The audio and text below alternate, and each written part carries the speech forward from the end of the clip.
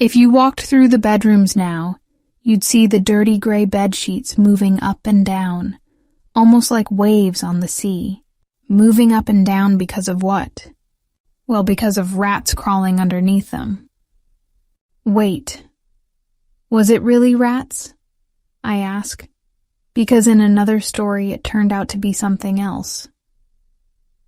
I can't say exactly when I first heard this story, but I was young, and the person who told it was old. It happened in Suffolk, at a spot where the coastal road climbs a small hill heading north. At the top of the hill, on the left side, there's a tall, narrow house that was built around 1770. Behind the house are gardens and some other buildings, and in front, there's open heathland with a view of the faraway sea. The house used to be a popular inn, though not many people seem to stay there anymore. One day, a young man named Mr. Thompson came to this inn. He was a university student from Cambridge, looking for a peaceful and pleasant place where he could study. He found exactly what he was looking for. The innkeeper and his wife ran a cozy place, and Mr. Thompson was their only guest. The weather was lovely, it was spring, and Mr. Thompson had a great routine. He planned to stay for a month, spending his mornings studying, his afternoons walking on the heath, and his evenings chatting with locals in the bar. During one of his walks, he stumbled upon a big white stone with a square hole in the top. It probably used to hold some kind of post. Standing there, surrounded by the vast open heath, and with the sunlight reflecting off the sea, he guessed the stone might have once held a sign to guide sailors back to their homes. That evening, while sitting in the bar, he mentioned the stone and his theory about it possibly being a marker for sailors. "Yeah," said Mr. Betts, the innkeeper. "I've heard people say sailors could see it from out at sea, but whatever was on top of that stone fell down long before we were around." "Good thing it did," added one of the villagers. "The old folks always said it wasn't a lucky sign.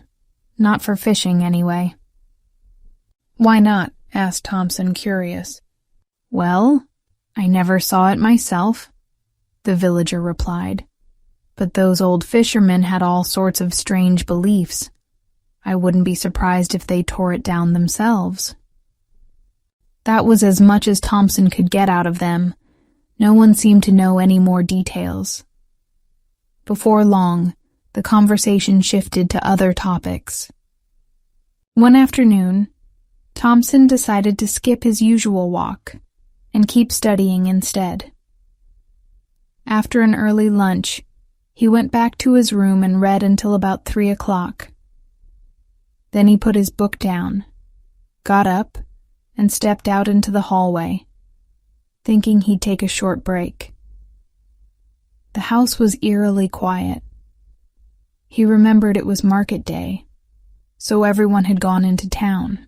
As he stood there, he got the sudden urge to check out the other rooms in the hallway. Surely the Bettses wouldn't mind. He started with the room opposite his. It was large but didn't have a view of the sea. The next two were smaller than his, with only one window each. His room had 2. Finally, he reached the door at the end of the hall. It was locked. Thompson's curiosity got the better of him. Maybe his own room key would work? It didn't. Undeterred, he went back to the other rooms, grabbed their keys, and tried them one by one. One of them fit. He opened the door. The room was bright, with sunlight streaming in through 2 windows facing south and west. There was no carpet, just plain wooden floorboards. No pictures on the walls. No furniture, except for a bed in the far corner, a simple metal frame with a bluish-gray blanket on top. It looked like the most ordinary room you could imagine. But something made Thompson close the door as quietly and as quickly as he could. Then he leaned against the wall in the hallway, shaking all over.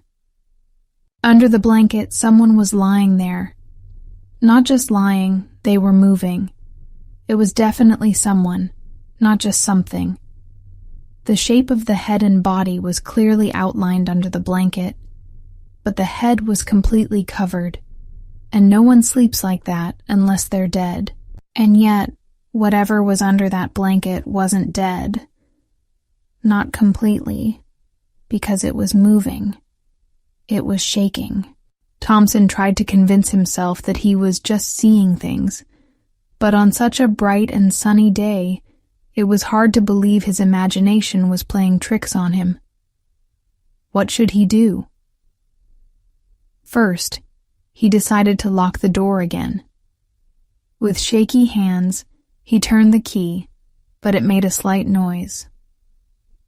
Almost immediately, he heard soft footsteps coming toward the door. Panicking, he dashed back to his room and locked himself inside, though he knew it wouldn't really help. If what he suspected was true, no door or lock would stop it. He stood there for several minutes, straining to listen, but the hallway was completely silent. He didn't know what to do next. A part of him wanted to pack his bags and leave the inn right away, but just that morning, he told Mr. and Mrs. Betts he planned to stay another week. If he suddenly left, they'd probably figure out why. Then he started thinking, maybe the Bettses already knew about whatever was in that room. If they did, why were they staying in the house? Or maybe they didn't know at all. Perhaps they knew just enough to keep the door locked, but not enough to be scared. Either way, they didn't seem afraid of it, so why should he be? In the end, Thompson decided to stick with his plan to stay for another week. Over the next few days, he paid close attention, listening for any sounds coming from the locked room. But he didn't hear a thing. He didn't feel like he could bring it up with the Bettses, and he wasn't about to ask anyone else. Even so, he couldn't stop thinking about it. He needed answers. So he came up with a plan to take another look inside the room before he left the inn. Here's what he decided. On the day he left, he'd book an afternoon train. He'd have his bags loaded onto the cart for the station. Then, just before leaving, he'd go upstairs to check if he had forgotten anything. Instead of going to his room, though, he'd head straight for the locked room. To make it easier, he even oiled the key so it would open the door quietly. Finally, the day came. After lunch, his luggage was carried downstairs and loaded onto the cart. Mr. and Mrs. Betts walked him to the front door to say goodbye. "Thank you so much for making my stay so comfortable," Thompson said politely. "And thank you for staying with us," they replied warmly. Just as planned, Thompson added, "Oh, I'll just run upstairs to check if I left a book or something in my room. No, don't worry. I'll do it myself." Thompson rushed upstairs to the locked room, carefully turned the key, and pushed the door open. At first, he almost laughed out loud. Sitting or maybe leaning on the edge of the bed was nothing but a scarecrow. Clearly it was just an old scarecrow from the garden, stored in the empty room for some reason. But then the amusement stopped. Wait, do scarecrows have bony feet? Do their heads roll loosely from side to side? Do they wear heavy metal chains around their necks? Can they get up, shuffle across the floor, their heads lolling and arms stiff at their sides, and shiver like they're cold? Thompson slammed the door shut, bolted down the stairs, and collapsed unconscious at the inn's front door. When he came to, Mr. Betts was standing over him, holding a glass of whiskey and looking very serious. "You shouldn't have done it, sir," Betts said firmly. "You shouldn't go poking into other people's business, especially when they've done their best to make you comfortable." Thompson apologized profusely, But it was clear that Mr. Betts and his wife were not pleased. Who knows what kind of damage this will do to the reputation of the inn? Mr. Betts grumbled, and Mrs. Betts agreed with a sharp nod. Eventually, Thompson convinced them that he wouldn't tell anyone about what he'd seen. By then, he'd missed his train, so he decided to stay the night at a hotel in town. Before he left, Mr. Betts shared what little he knew. They say he was the innkeeper here a long time ago, worked with a gang of thieves who robbed and killed travelers out on the heath. That's why he was hanged, up on the gallows that used to stand on that white stone you saw.